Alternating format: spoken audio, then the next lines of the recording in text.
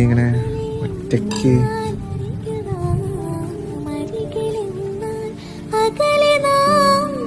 ആദ്യം കുറെ നാള് വല്ലാത്തൊരവസ്ഥയായിരുന്നു.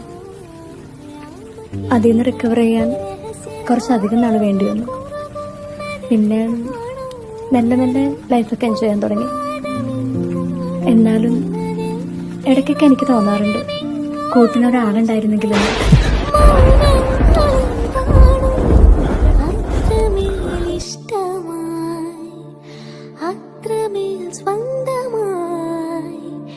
എത്ര നാളിങ്ങനെ എത്ര രാവിങ്ങനെ ഒരു നൂറാശകൾ